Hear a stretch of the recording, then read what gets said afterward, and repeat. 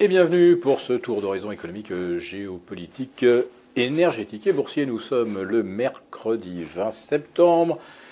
Et pour comprendre comment tourne la planète finance, c'est sur l'inforruptible, nulle part ailleurs. Et l'épisode du jour s'intitulera « La Fed va-t-elle enfin nous faire rêver ?» Alors depuis jeudi dernier et la réunion de la BCE, plus rien ne bouge parce que bien sûr, on va attendre de connaître les éléments de langage, les nouveaux éléments de langage de Jérôme Powell à l'occasion donc de cette réunion des 19 et 20 septembre. Mais souvenez-vous qu'il y a 10 jours, on ne faisait rien non plus sur les marchés parce qu'on attendait le verdict de la BCE. En fait, ça fait maintenant 15 jours ou quasiment que les marchés ne vont nulle part parce qu'on attend toujours enfin un message, une impulsion qui vient des banques centrales. Rappelez-vous que cet été, c'était Jackson Hole, où on espérait enfin un message. Jackson Hole s'est soldé par un non-événement absolu. Ce fut même d'un ennui quasi mortel. Et puis nous voyons le CAC 40 osciller toujours de part et d'autre des 7003, le S&P 500 de part et d'autre des 4400, et le Nasdaq osciller entre 13 005 et 14 000. Pour le CAC 40, d'ailleurs, on ne stagne pas autour de 7003 depuis Jackson Hole, ni même depuis le 14 juillet. Ça remonte même au 17 février. Rappelez-vous que le CAC était déjà passé au-delà des 7300 le 17 février dernier. Eh bien, depuis cette date-là, on attend quoi? On ne sait plus vraiment. Mais ce qu'on observe par contre, c'est que cette attente se double d'un effondrement des volumes. Plus personne n'achète, plus personne ne vend.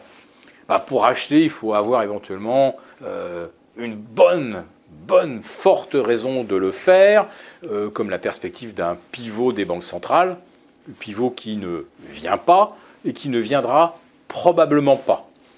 Ou alors, M. Powell a décidé de lancer le rallye de fin d'année à Wall Street en se montrant plus colombe que les colombes, mais a priori, on attend plutôt qu'il laisse la porte ouverte à une nouvelle hausse de taux le 2-3 novembre prochain.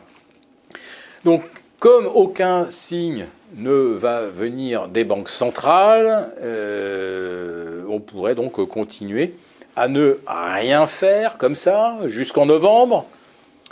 Il y a un moment où on a accumulé tellement d'énergie à ne pas bouger, de ne pas sortir de ce corridor du CAC, 7150, 7550, qu'il y a un moment où n'importe quelle étincelle peut déclencher une explosion de volatilité.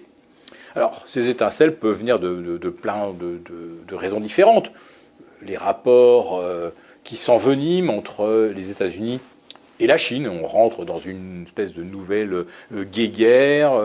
Je t'interdis d'utiliser mes puces, et moi je ne t'envoie plus de pièces détachées automobiles. Je t'interdis de passer des contrats avec des entreprises américaines, moi je ne te livre plus de terres rares ou je les rationne. Enfin, imaginons ce schéma, ça sera effectivement très très mauvais pour les marchés.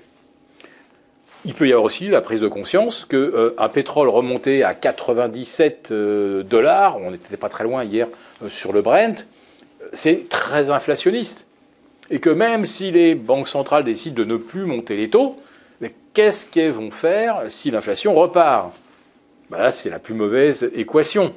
On a des taux qui restent très élevés, les plus élevés maintenant même depuis 15 ans. Et puis, vous n'avez plus de croissance, et puis vous avez de l'inflation, donc des ménages qui ne peuvent plus consommer.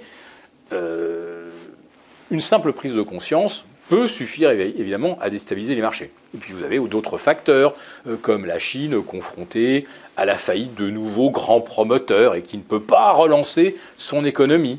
Voilà, donc il faudrait réviser à la baisse les prévisions de croissance pour 2024. On peut avoir un dérapage dans la guerre en Ukraine. En fait, tout peut se passer qui, d'un seul coup, fait que les marchés sortent de ce corridor, alors que toutes les raisons qu'on vient d'évoquer sont déjà connues. C'est juste qu'il manque ce déclic qu'on ne peut jamais vraiment timer. Mais avoir des marchés à 3 ou 4% de leurs sommets historiques, avec des taux au plus haut depuis 15 ans, vous comprenez bien que c'est absolument intenable.